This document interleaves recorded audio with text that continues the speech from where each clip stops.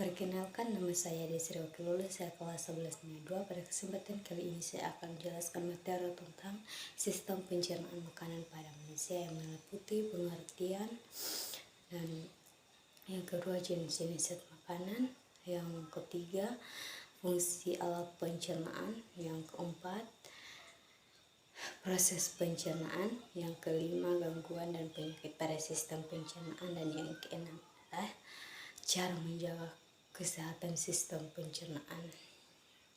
Baik, pengertian sistem pencernaan adalah proses yang dilakukan oleh sistem organ pencernaan untuk mengolah makanan agar dapat diserap nutrisinya dan diubah menjadi energi.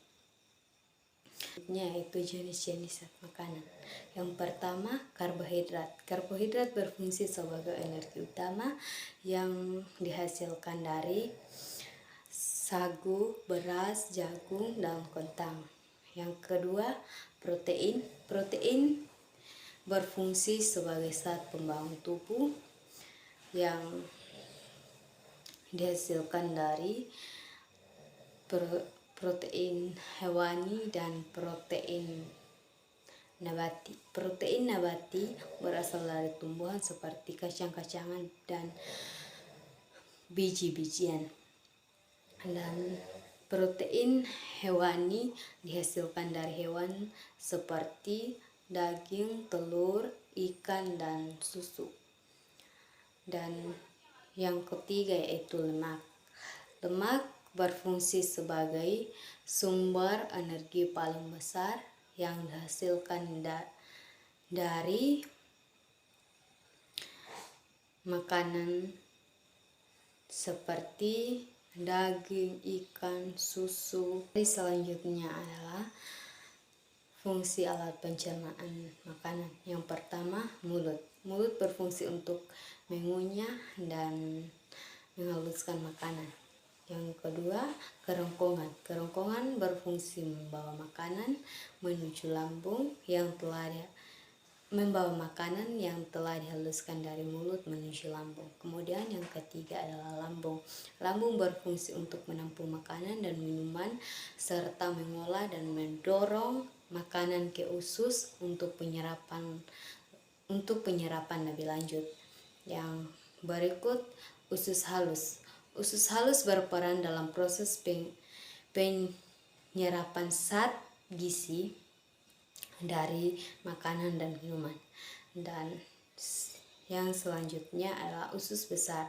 Usus besar berfungsi untuk menyerap cairan dan vitamin serta membentuk tinja atau feses. Dan yang terakhir adalah anus. Anus berfungsi sebagai pintu keluarnya feses. Oke, kita lanjut ke materi selanjutnya, yaitu tentang proses pencernaan makanan. Proses pencernaan makanan ada dua, yaitu pencernaan secara mekanis dan pencernaan secara kimiawi. Pencernaan secara mekanis merupakan pengubahan makanan dari bentuk besar menjadi halus dan dengan bantuan gerakan alat pencernaan seperti gigi dan lambung. Dan yang kedua yaitu pencernaan mekanis.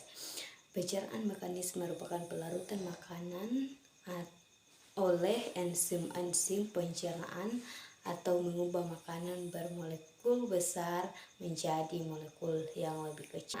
Dimulai dari mulut.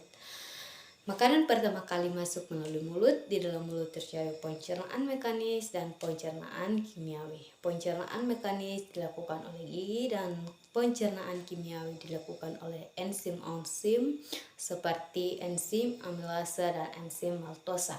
Makanan yang telah dihaluskan dari mulut akan menuju ke kerongkongan sebelum menuju lambung.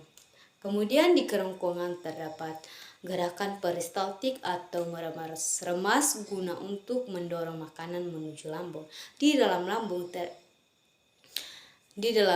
lambung makanan akan diproses lagi.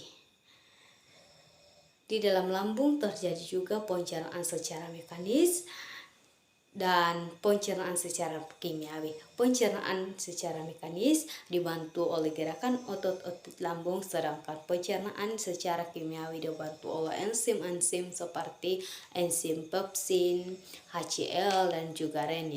Makanan yang telah diproses dalam lambung akan menuju ke usus halus. Di usus halus ini makanan kembali diproses secara kimiawi dengan bantuan enzim dari pankreas, empedu, dan hati melalui enzim-enzim seperti amilase, laktase, dan sukrase. Di usus halus juga terjadi penyerapan semua zat gizi seperti protein, lemak, vitamin, dan mineral. Setelah nutrisi diserap oleh usus halus, sisa-sisa makanan akan mengalami pembusukan di dalam usus besar dikarenakan adanya bakteri Escherichia coli. Selain pembusukan di dalam usus besar, juga air diserap sehingga sisa-sisa makanan siap diubah menjadi feses. Feses akan disimpan di dalam rektum sebelum dikeluarkan lewat anus. Di rektum ada sensor. Sensor akan mengirimkan sinyal ke otak apakah feses butuh dikeluarkan atau tidak. Kemudian feses yang siap dikeluarkan akan dikeluarkan melalui anus. Otot anus berfungsi untuk menjaga dan menahan agar feses tidak keluar sebelum waktunya. Inilah proses pencernaan makanan pada manusia. Materi selanjutnya yaitu gangguan dan penyakit pada sistem pencernaan. Yang pertama, diare. Diare merupakan peristiwa keluarnya feses dalam bentuk encer disebabkan oleh infeksi pada dinding kolon. Yang kedua yaitu ulkus atau tekuk lambung, merupakan infeksi pada dinding lambung karena sekresi HCl yang berlebihan. Dan materi yang terakhir yaitu cara menjaga alat pencernaan makanan. Yang pertama, rutin berolahraga. Yang kedua, mengkonsumsi makanan bergizi. Yang ketiga, minum air secukupnya. Yang keempat, mencuci tangan sebelum makan. Yang kelima, tidur secukupnya. Mari kita mengkonsumsi makanan yang bergizi serta rajin berolahraga agar kita terhindar dari gangguan atau penyakit pada sistem pencernaan. Ini saja materi yang dapat saya bagikan, kurang dan lebihnya mohon dimaafkan. Terima kasih.